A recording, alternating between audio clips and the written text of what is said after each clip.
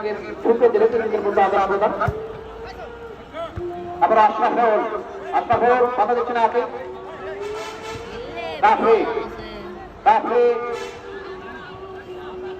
Minus করলেন। উদ্দেশ্য শাহীন 4 নম্বর jersey এই খেলোয়াড় গাবতলী হয়ে দীর্ঘদিন তিনি ফুটবল খেলছেন। অসাধারণ চমৎকার করছেন গাবতলী পক্ষে সাজন রবিদাস অভিজ্ঞ সহকারী রেফারি ফ্ল্যাগ উড়িয়েছেন।